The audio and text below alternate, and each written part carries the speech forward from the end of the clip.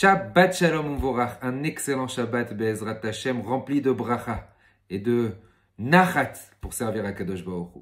Parashat Kitissa, le tout premier passouk de la paracha, Akadosh Baruch Hu demande Kitissa lorsque tu feras relever. Traduction littérale, lorsque tu feras relever, lorsque tu recenseras, lorsque tu compteras Am Israël.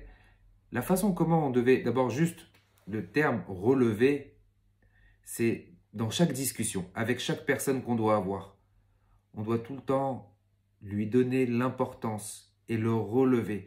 Comme la Mishnah elle dit, les échanges qu'on doit avoir avec quelqu'un, dans notre cadre social, doit être fait de la façon où lui, il est méritant, ou Zakai, Vani Chayav, et moi, voilà, dans n'importe quel sujet de discussion, ne pas montrer ma supériorité, ne pas montrer mes connaissances. Avoir une discussion, mais lorsque on relève la personne. Et là, lorsqu'il s'agit de compter Am Israël, lorsqu'il s'agit de recenser le peuple juif, on ne pouvait pas compter 1, 2, 3, 4, 5, c'était interdit.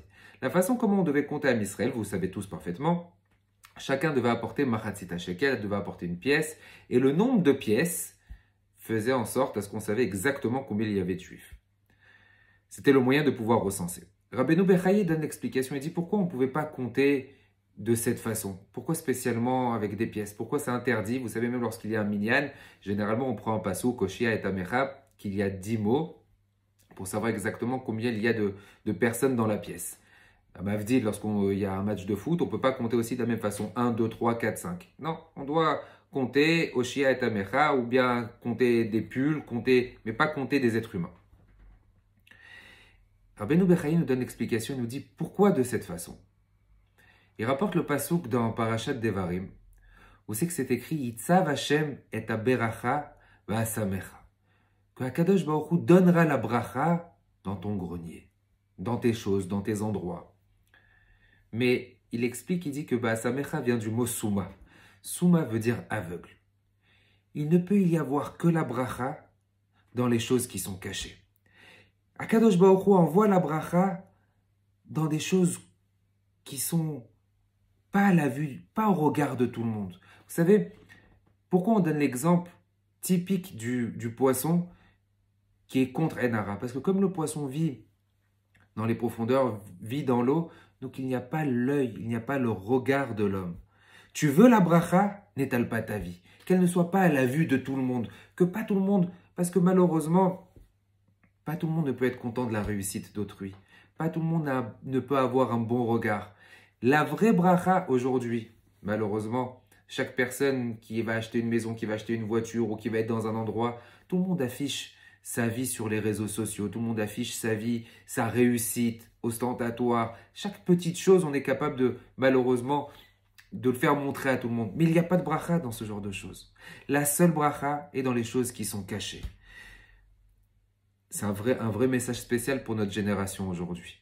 C'est un vrai message dans le sens où pour vivre heureux, vis caché. Sois content. Sois content dans ton cadre familial. Pas la peine d'étaler à tout le monde et de dire à tout le monde, Bémet, vous le remarquerez, à chaque fois que vous avez dit quelque chose, à chaque fois qu'on dit quelque chose, qu'on est en train de prévoir, qu'on est en train de mettre en place, dès qu'on l'a dévoilé, ça ne marche pas.